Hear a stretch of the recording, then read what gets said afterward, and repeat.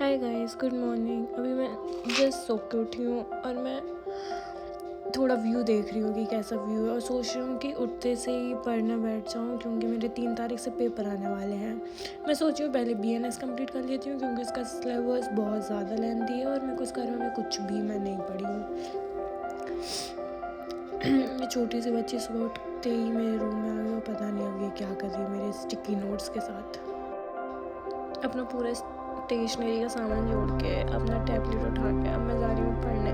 ये टैबलेट मेरे पास 12th से है और पूरे 12th मैंने इसी से प्रिपरेशन करके निकाला था। बट अभी कुछ टाइम के लिए मैंने ये रख दिया था क्योंकि मैंने लैपटॉप ले लिया था। बट उस लैपटॉप को यूज़ करना मेरे को बहुत स्ट्रगल लगता है। लैपटॉप उठाओ, खोलो, फिर यूट्यूब खोलो, उससे ज़्यादा ईजी मेरे को ये टैबलेट का यूज़ करना लगता है। मेरे को इसका वॉलपेपर कुछ पसंद नहीं था उतना, तो मैं सोच रही हूँ कि इसका वॉलपेपर चेंज कर दूँ, कुछ मोटिवेशन, कुछ एस्थेटिक सा प्यारा सा वॉलपेपर देखूँ। इसके लिए मैं सोच रही हूँ कि पिंटरेस्ट पे देखती हूँ। तो मैंने पिंटरेस्ट खोला और अब मैं देख रही हूँ, लेकिन मेरे को कुछ भी इतना समझ नहीं आ रहा है कि मैं क्या देखूँ, क्या डालूँ, क्योंकि मेरे को बहुत थोड़ा ऐसे अच्छा कस्टमाइज बहुत प्यारा चाहिए था जो थोड़ा ऐसे लॉ से रिलेटेड हो। फिर मेरे को फाइनली एक वॉलपेपर मेरे को जाके अभी फाइनली मिला और तब मैं सोच रही हूँ अपना टैबलेट साफ कर दूँ कि ये 1 साल से कुछ भी मैं इसका यूज़ नहीं करी, पूरा गंदा हो गया है। बट अभी बस साफ करने का बिल्कुल नया जैसा लग रहा था, इसलिए मैं अपनी देखो मम्मी के छोटी सी मेरे को उन्होंने ही दिलवाया था।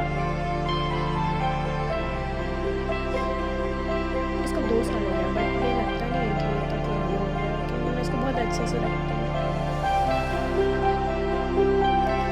पूरा अच्छे से क्लीन कर रही हूँ कि कुछ भी कर सकती हूँ, करना सही नहीं लगे।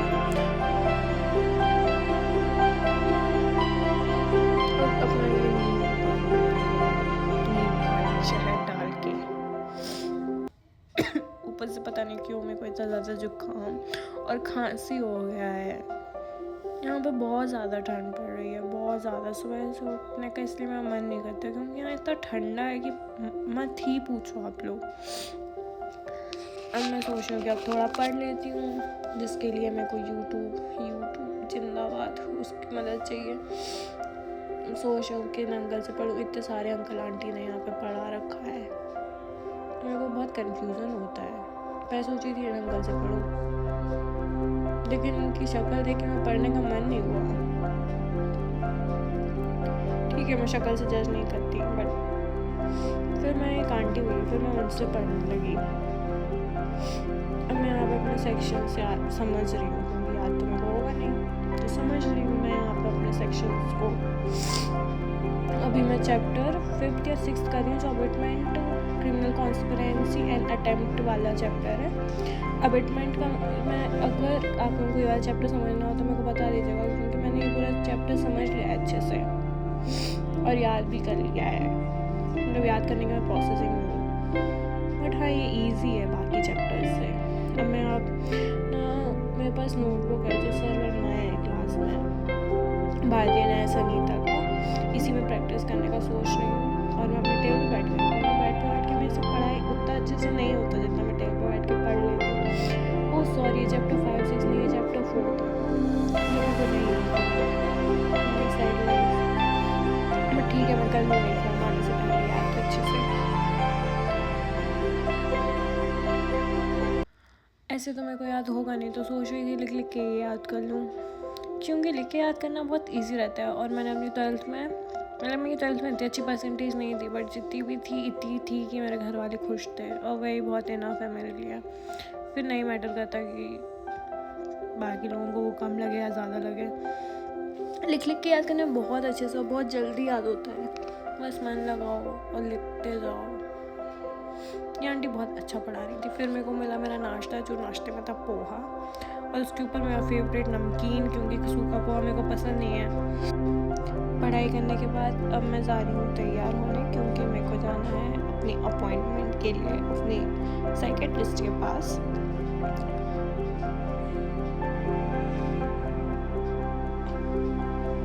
आईलाइनर लगाना मेरे को बहुत सही लगता है क्योंकि बहुत परफेक्टली लगता है और वो पता नहीं मेरे को बहुत सूट करता है। मेरे को अकेले जाना है क्योंकि रिद्धि स्कूल गई है और मेरे पास अभी कोई है नहीं जिसके साथ मैं जाऊँ, वैसे भी कोई नहीं होता। रिद्धि के साथ या मोस्टली मैं हमेशा उसी के साथ जाती हूँ, बट आज वो स्कूल गई थी तो फिर मेरे को अकेले जाना पड़ा। बट ठीक है, अकेले जाना मेरे को कोई दिक्कत नहीं है पर्सनली। अकेले जाना और भी ज़्यादा इंटरेस्टिंग होता है और थोड़ा अच्छा लगता है जब तुम अकेले जाते हो, सब खुद के साथ टाइम स्पेंड करते हो।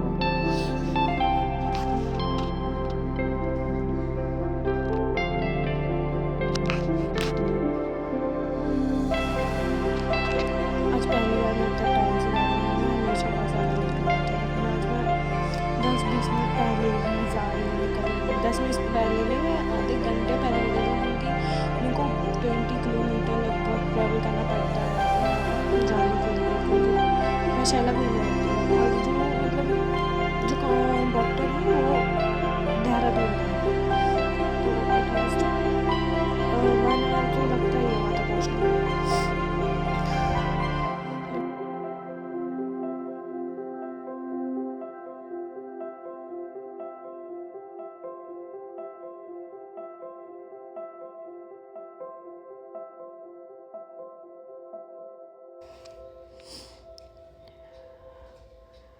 बहुत ज़्यादा ट्रैफिक था। मैं फाइनली टैक्सी में बैठ के बल्लू को जा रही हूँ, जहाँ से मेरे को एक और टैक्सी लेना पड़ेगा हॉस्पिटल के लिए।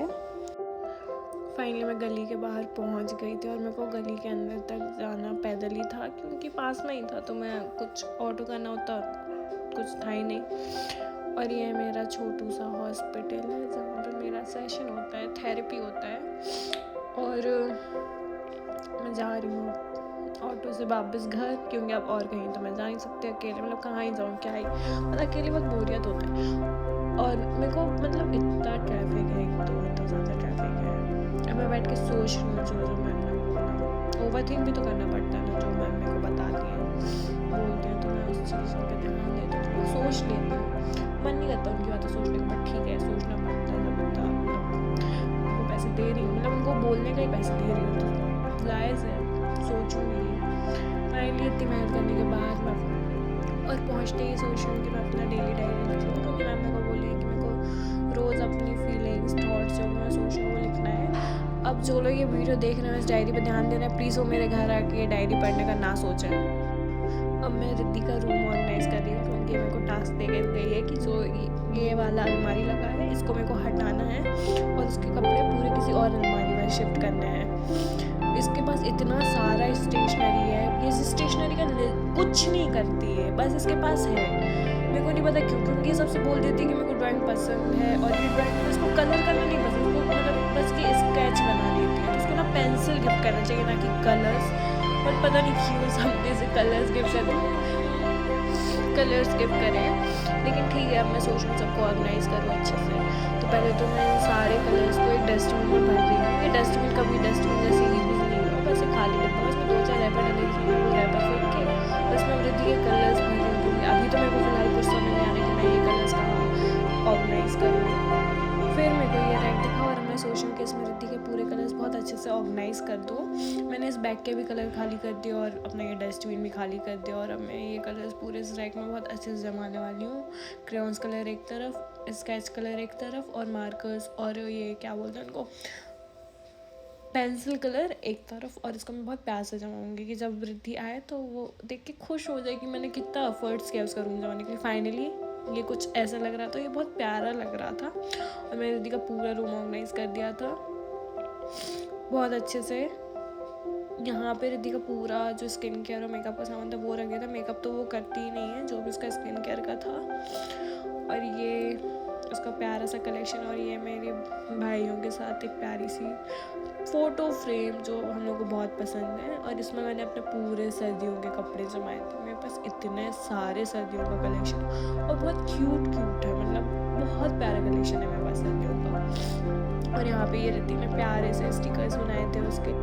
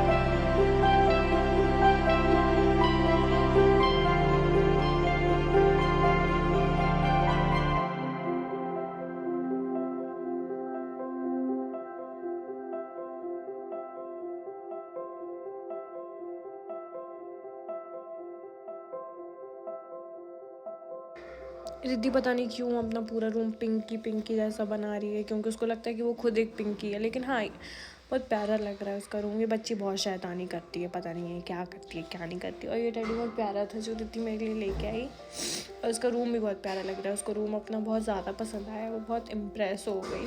और वो ये प्यारे से क्लचर लेके आई जिसको मैंने सजा दिया। इसका रूम सजाते सजाते मेरा खुद का रूम बहुत गंदा हो गया था। अब ये बूढ़ों जैसे खांस रही है, पता नहीं है क्यों खांसती रहती है। मैं बहुत खुश हूँ क्योंकि दीदी पहली बार मेरे लिए कोई टेडी लेके आई है। बस ये खुद ही अजीब हरकतें दिखा रही है, पता नहीं क्यों। ये लोग कुछ बातें कर रहे जो मेरे को कुछ समझ नहीं आती, लोग क्या बोलते रहते हैं। ये लोग इस बच्ची को कहीं उठा के ले जा रहे हैं ये मेरे को भी नहीं पता कहाँ पर शायद ये लोग उसको फेंकने ले जा रहे हैं। मैं इन लोगों को मना नहीं कर सकती क्योंकि मैं किसी के भी बीच में नहीं बोलती। बाय। रिद्धि का रूम साफ़ करते करते मेरा खुद का रूम इतना गंदा हो गया था कि मेरे को खुद का रूम साफ़ करना पड़ रहा है। मैं बहुत टाइम से सोच रही हूँ कि बेडशीट चेंज करूँ, लेकिन पता नहीं मेरे को टाइम नहीं मिलता बेडशीट चेंज करने का, और मन भी नहीं करता क्योंकि ये बहुत मैच करता है सबसे।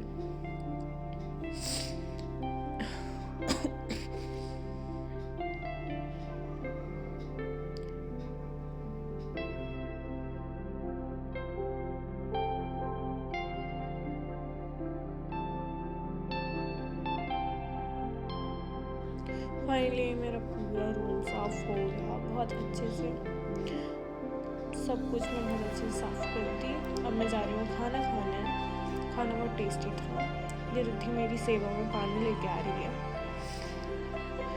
ये पता नहीं ये ऐसे ही बैठती है पैरदानों पे, क्योंकि ये खुद को एक पैरदान समझती है। खाना बहुत टेस्टी था। ये रिद्धि ने कुछ पढ़ाई की है या पढ़ने की एक्टिंग की है। अब मैं जा रही हूँ सोने के लिए।